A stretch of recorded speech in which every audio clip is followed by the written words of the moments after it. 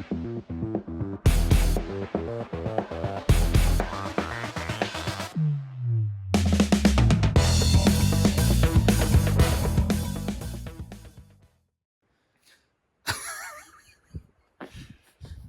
right, guys, welcome back to our channels. This is Matt Steffen. I'm Miles Berghoff, and this is the first Battleborn Pro Circuit preview. And we just got done with 2 very brief days of practice on Lake Sam Rayburn. It feels like we hardly had any practice at all. It was crazy how fast it went. Yeah, two days on a lake that's 100,000 acres or whatever this thing is. 1,000 acres. Not enough. I mean, and especially when it's a lake where you could fish basically anywhere from the bank to the center of the lake. I mean, there really is almost complete fishable water on this lake, which you don't see. But it's a tough fishery for me. It's got my number. This is the 4th time I've been here. I feel as lost as I did the first time I was here, which drives me crazy because I know what I should be looking for and how people catch them here. And I just have yet to actually make that happen. And I've got very mixed results in the past.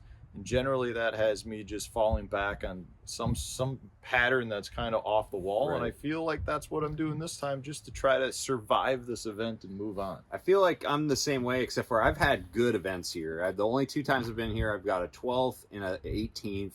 And so even though I have bad practices, like I don't have bad practices in terms of like not catching fish or getting bites. It's just that it's so spread out that I don't feel like I have anything to zone in during the tournament.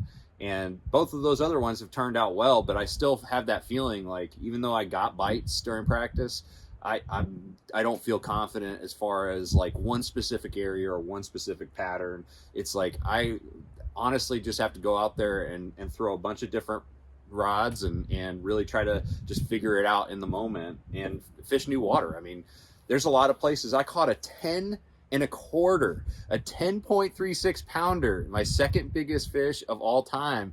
And I'm probably not even going to fish that area during the tournament because it was just so, there was nothing there that tells me that like I need to go back and I need to give that a shot. I mean, obviously there's a 10 pounder living there, but probably not anymore. I don't know. I feel good. Like, I don't know why. I'm just kind of giddy. I think it's just because I'm excited about the tournament season, but I don't have anything other than some areas where I think I can catch a limit that I think amounts to anything. I think I have to like make it up in the tournament. And that's where we always differ. You're always such the, 100% optimist, and I'm looking at it going, this is the start of the season. Don't screw it up, right? Because you don't want to lose the season after the first event. And I feel like there will be a lot of people. I feel like this lake is what we say about Florida. Mm-hmm. You go to Florida and you want to survive Florida because there's it's just that thing. You could catch 20 bass and have 9 or 10 pounds. Right. Yeah. And there'll be a guy that could catch 3 bass and have 20 pounds. Yeah. I mean, it's really possible here. The type of fish that live here are as good as anywhere else in the country. It's just a matter of there's so much pressure, and conditions right now I think are not necessarily ideal for hitting it at the right time, but anything can happen. It is a lake you need to just put your head down, grind, and know that your next cast could be a 10 pounder. Yeah, well, I mean, you already used legit. Yours. I'm going for another 10 for sure. I mean, it can totally happen out here. The crazy thing about this lake is that the average size is actually pretty low, but it has the opportunity for a big fish way more than most lakes. But it's like you go out there and you're going to catch quite a few fish. It actually has quite a big population of fish, but a lot of them in that like 12 to 15 inch range, and which blows my mind. You'd think that this like has a better like average size, but really, if you're shaking fish off in practice, you may go back and it only be like little fish. So it's I don't know. I honestly think that I'm gonna have to avoid a lot of areas that I fish during practice and fish new water.